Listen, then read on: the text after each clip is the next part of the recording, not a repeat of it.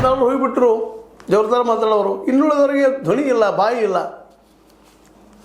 ಅಥವಾ ಹೈಕಮಾಂಡನ್ನು ಎದುರು ಹಾಕ್ಕೊಂಡು ಮಾತಾಡುವಂಥ ದಿಟ್ಟತನ ಇಲ್ಲ. ಇದು ಸುಮ್ಮನೆ ಹಿಂದೆ ಹೋಗಿ ಕೆರಿದಷ್ಟೇ ಆಗ್ತದೆ. ಆದರೆ ಅವ್ರ ಪ್ರಭಾವ ಆಗಲಿಕ್ಕೆ ಸಾಧ್ಯ ಇಲ್ಲ. ಅರವಿಂದ ಲಿಂಬಾವಳಿಗೆ ಅವ್ರಿಗಂತ ಈಗಿನ ಸ್ಥಿತಿ ನೋಡಿದರೆ ಯಡಿಯೂರಪ್ಪ ಬೀಟ್ ಪಡಲಿಕ್ಕೆ ಸಾಧ್ಯ ಇಲ್ಲ.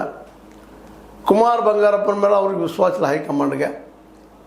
ಇನ್ನು ಉಳಿದವ್ರು ಯಾರಪ್ಪ ಅಲ್ಲೇ ಸದಾನಂದ ಗೌಡರಿಗೆ ರಾಜ್ಯ ಮಟ್ಟದ ನಾಯಕತ್ವದ ಇದು ಇಲ್ಲ, ವ್ಯಕ್ತಿತ್ವ ಇಲ್ಲ. ಇನ್ನು ನಮ್ಮ ಬೊಮ್ಮಾಯಿ ಅವರು ಉತ್ತರ ಕರ್ನಾಟಕ, ಅದು ಹುಬ್ಬಳ್ಳಿ ಸುತ್ತುತ್ತಾರೆ, ಗಿರ್ಕಿ ಹೊಡಿತಾ ಇರ್ತಾರೆ. ಇನ್ನು ಉಳಿದವ್ರು ಯಾರು ಸದಾನಂದ ಗೌಡರು ಅವರು ಮತ್ತು ಸೋಮಣ್ಣ ಅವರು ಅಲ್ಲೇ ಬೆಂಗಳೂರು ಸುತ್ತಮುತ್ತ. ಹೀಗಾಗಿ ಯಡಿಯೂರಪ್ಪರ ಕೈಯಲ್ಲೇ ಈ ಸಲ ಚುಕ್ಕಾಣಿ ಕೊಟ್ಟಿದ್ದು ಒಂದು ದೃಷ್ಟಿ ಇಟ್ಕೊಂಡು ಬಿ ಜೆ ಪಿಗೆ ಭಾಳ ಒಳ್ಳೆಯ ನಡೆ ಅಂತ ಹೇಳಬೇಕಾಗಿದೆ. ಯಾಕಪ್ಪ ಅಂತಂದ್ರೆ ಈಗಿನ ಮಟ್ಟದಲ್ಲ ಇವತ್ತು ಕಾಂಗ್ರೆಸ್ ಇಡುತ್ತಿರುವಂಥ ಒಂದೊಂದು ಹೆಜ್ಜೆನೂ ಬಿ ಜೆ ಪಿಗೆ ಮತ್ತು ಜೆ ಡಿ ಎಸ್ಗೆ ಅನುಕೂಲ ಆಗುವಂಥದ್ದು ಅದ.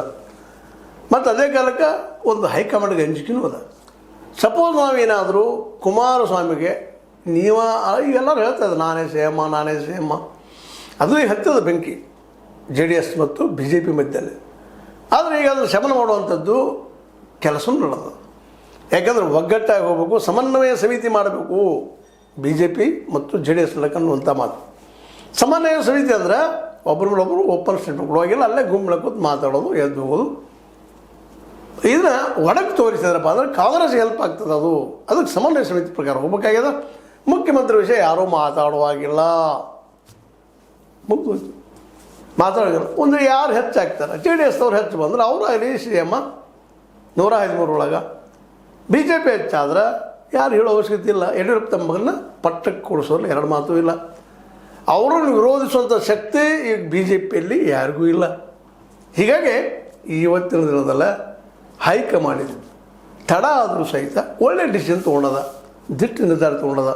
ಅದೇ ಕಾಲಕ್ಕೆ ಇವರ ವಿರೋಧಿಗಳಿಗೆ, ಈ ಯಡಿಯೂರಪ್ಪನವ್ರ ವಿರೋಧಿಗಳಿಗೆ ಈ ತ್ರಿನೇತ್ರ ಅನ್ನುವಂಥ ಒಂದು ಸಂಘಟನೆ ಮಾಡಿ ಪಕ್ಷದಲ್ಲೇ ನಾವು ಅವ್ರ ಮಾತು ಕೇಳೋದಿಲ್ಲಪ್ಪ, ಅಲ್ಲಿಬ್ಬರಿದ್ದಾರ ಅಂತ ಹೇಳುವಂಥ ಒಂದು ಪ್ಲ್ಯಾನ್ ಮಾಡಿದೆ. ಆದರೆ ಅದು ಎಷ್ಟು ಮಟ್ಟಿಗೆ ಇಫೆಕ್ಟ್ ಆಗ್ತದೆ ಗೊತ್ತಿಲ್ಲ. ಆದರೆ ಮೇನ್ ವಿರೋಧ ಮಾಡೋಂಥ ಯಡಿಯೂರಪ್ಪನವ್ರು ವಿರೋಧ ಮಾಡೋಂಥವ್ರು ಅದರಲ್ಲೂ ಮುಖ್ಯ ಎತ್ತಾಳು ಹೋಗಿದ್ದರಿಂದಾಗೆ ಇವತ್ತು ಯಡಿಯೂರಪ್ಪನ ಕೇಳುವಂಥವ್ರು ಯಾರೂ ಇಲ್ಲಲ್ಲೇ.